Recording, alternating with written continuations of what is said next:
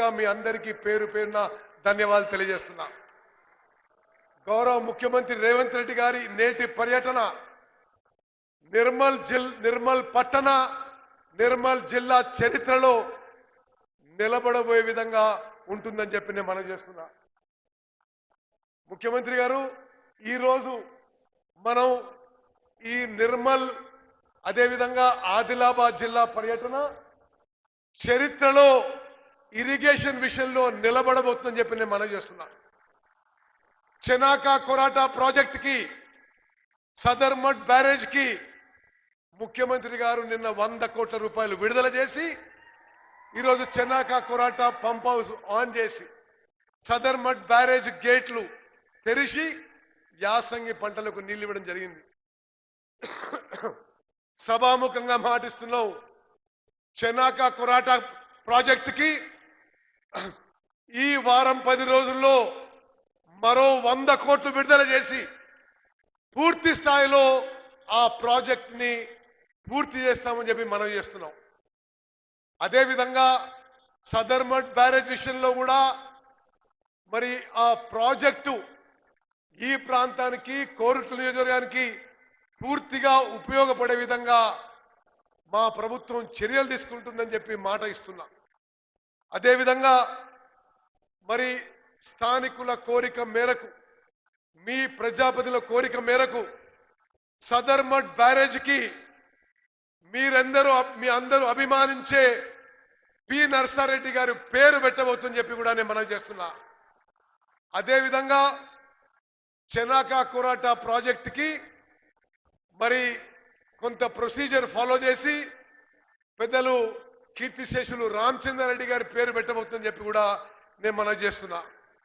మీ MP గారు మీ MLA గారు అడిగిన ఇరిగేషన్ శాఖకు సంబంధించిన మరి ఎక్కువ శాతం పనులు పూర్తి చేస్తామని మాటిస్తూ మా ప్రభుత్వం ప్రస్తుతం ముఖ్యమంత్రి రేవంత్ రెడ్డి గారి నాయకత్వంలోని ప్రభుత్వం రాజకీయాలకు అతీతంగా పనిచేస్తుంది.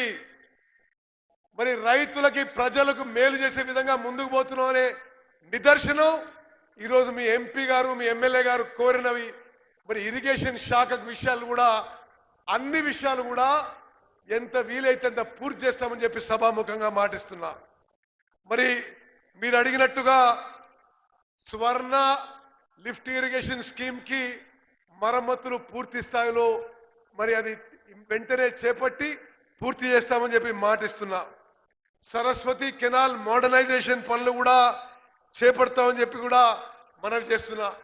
మీ ఎంపీ గారు కోరినట్టుగా పిపి రావు ప్రాజెక్టు అదేవిధంగా కుప్తి ప్రాజెక్టు మత్తడివాగు ప్రాజెక్టు ఆల్రెడీ ఇప్పటి వరకే మా ప్రభుత్వంలో ప్రయారిటీ ప్రాజెక్ట్స్ గా చేపట్టాము. ఈ ప్రాజెక్టులని మరి ప్రయారిటీలో తీసుకొని తప్పనిసరిగా మరి చేపడతాము పూర్తి చేస్తామని చెప్పి సభాముఖంగా మాటిస్తున్నా. అదేవిధంగా మరి స్థానిక శాసనసభ్యులు అదేవిధంగా ఖానాపూర్ ఎమ్మెల్యే వెడమ బొజ్జ కోరినట్టుగా ప్యాకేజ్ 27 కి మరి పూర్తి స్థాయిలో ల్యాండ్ అక్విజిషన్ టేకప్ చేసి మీరు అడిగినట్టుగా ల్యాండ్ అక్విజిషన్ కి 97 కోట్లు ఖర్చు పెట్టి ఆ 1,00,000 ఎకరాల ఆయకట్టు తొందరలో సాగులోకి తీసుకునే విధంగా ముందుకు పోతామని చెప్పి కూడా నేను మనం చేస్తున్నాను. సరస్వతి కెనాల్ రిపేర్స్ కూడా చేపడతామని చెప్పి మనం చేస్తున్నాను. మిత్రులారా, గోదావరి నదీ జలాల విషయంలో గత బీఆర్ఎస్ ప్రభుత్వం 10 ఏళ్ల నిర్లక్ష్యం వల్లనే తెలంగాణకి న్యాయం జరగలేదు. తుమ్మడి ఎట్టి బ్యారేజు తట్టడి మట్టి కూడా తుమ్మడి ఎట్టి బ్యారేజ్ దగ్గర ఎత్తకుండా ఉమ్మడి ఆదిలాబాద్ జిల్లాకి గత బీఆర్ఎస్ ప్రభుత్వం చేసిన అన్యాయం ఉమ్మడి ఆదిలాబాద్ జిల్లాలో ప్రతి రైతు ప్రతి పౌరుడు గమనించాలి. తుమ్మడి ఎట్టి దగ్గర ఆనాటి ముఖ్యమంత్రి రాజశేఖర రెడ్డి గారు శంకుస్థాపన చేస్తే ఆ ప్రాజెక్టు మేడిగడ్డకు తీసుకుపోయి 1,00,000 కోట్లు ఖర్చు పెట్టి తుమ్మడి ఎట్టి దగ్గర ప్రాజెక్టు పూర్తిగా నిర్లక్ష్యం చేసిండ్రు. వాళ్ళు కట్టిన ప్రాజెక్ట్ ఏమైంది?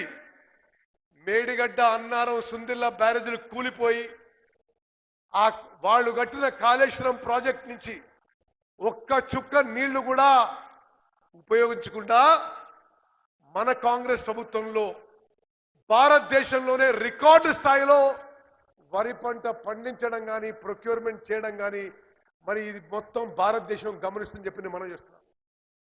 స్వతంత్ర భారతదేశంలో ఏ పంటకి ఏ రాష్ట్రంలో జరగని విధంగా ఈసారి ఈ ఖరీఫ్ పంటకి 70 లక్షల మెట్రిక్ టన్ వరి ధాన్యం కొన్న ఘనత మరి రేవంత్ రెడ్డి గారి నాయకత్వంలోని కాంగ్రెస్ ప్రభుత్వం అని చెప్పి నేను మనం చేస్తున్నా.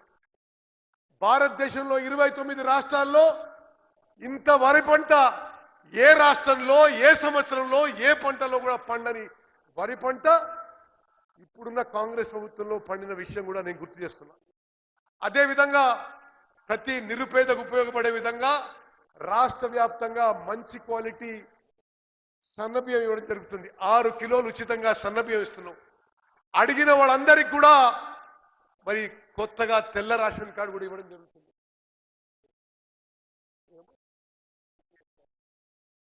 మరి తప్పనిసరిగా రామారావు పాటిల్ గారు కోరింది కూడా చేపడతా. ఇది చదివినాక నేను మళ్ళీ ప్రకటిస్తాను. చదవలే. ఓకే ఓకే సరే, వారి ప్యాకేజ్ నెంబర్ 28 గురించి అడుగుతున్నారు. అది కూడా తప్పనిసరిగా పరిశీలిస్తాం. ప్రధానంగా మీ అందరి ద్వారా, వేదిక మీద ఉన్న ప్రజాప్రతినిధుల ద్వారా, మీడియా ద్వారా తెలంగాణ ప్రజలందరికీ రైతులందరికీ కూడా స్పష్టమైన హామీ ఇస్తున్నాము. గోదావరి నదీ జలాల విషయంలో గత బీఆర్ఎస్ ప్రభుత్వం నిర్లక్ష్య వైఖరి వలనే ఈరోజు ఆంధ్రప్రదేశ్ ప్రభుత్వం పోలవరం నల్లమల్ల సాగర్ ప్రాజెక్ట్ గురించి మాట్లాడుతున్నారు. రేవంత్ రెడ్డి గారు, నేను అనేక మార్లు కేంద్ర ప్రభుత్వంలో మరి కేంద్ర జలవనరుల మంత్రితోని, ఎన్వైరన్మెంట్ మినిస్టర్తోని, సిడబ్ల్యూసితోని, జిఆర్ఎంబితోని, పోలవరం ప్రాజెక్ట్ అథారిటీతోని మా అబ్జెక్షన్స్, మా వ్యతిరేకత, ఈ పోలవరం నల్లమల్ల సాగర్ ప్రాజెక్టుకి మేము వ్యతిరేకం అని స్పష్టంగా తెలియజేయడం జరిగింది. అదేవిధంగా మేము సుప్రీంకోర్టులో కూడా పోలవరం నల్లమల్ల సాగర్ ప్రాజెక్టుని వ్యతిరేకిస్తున్నాము. చాలా స్పష్టంగా మనం చేస్తున్నా, గోదావరి నదీ జలాల్లో తెలంగాణ హక్కు, తెలంగాణ నీటి హక్కులు ఒక్క చుక్క కూడా వదులుకోవడానికి సిద్ధంగా లేము. ఏ పోరాటానికైనా మా కాంగ్రెస్ ప్రభుత్వం మరి ముందుకు పోతుందని చెప్పి నేను మనం చేస్తున్నా. మిత్రులారా, తుమ్మడిహట్టి బ్యారేజ్, తుమ్మడిహట్టి ప్రాజెక్టు నిర్లక్ష్యం చేసి ఉమ్మడి ఆదిలాబాద్ జిల్లాకి మరి మోసం చేసింది గత బీఆర్ఎస్ ప్రభుత్వం. మరి ముఖ్యమంత్రి గారి నాయకత్వంలో ఈ మధ్యనే తుమ్మడిహట్టి నుంచి నేరుగా బై గ్రావిటీ సుందిల్ల బ్యారేజ్కి నీళ్లు తీసుకుపోయి సుందిల్ల నుంచి ఎల్లంపల్లి వేసి ఆ ప్రాజెక్టు పునరుద్ధరణ చేసి ఉమ్మడి ఆదిలాబాద్ జిల్లాలో 2 లక్షల ఎకరాలు కూడా మీ అందరికి మనం చేస్తున్నాం.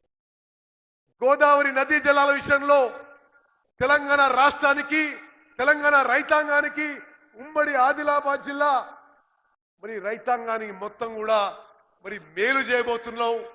మీరు కని విని ఎరగని రీతిలో గోదావరి నదీ జలాలతో ఉమ్మడి ఆదిలాబాద్ జిల్లాలో రైతు కూలీల జీవితాల్లో వెలుగులు నింపబోతున్నామని చెప్పి సభాముఖం మనం చేస్తూ ముగిస్తున్నాను. జై హింద్. ధన్యవాదాలు సార్. ఈ ప్రాంత ప్రజల నీటి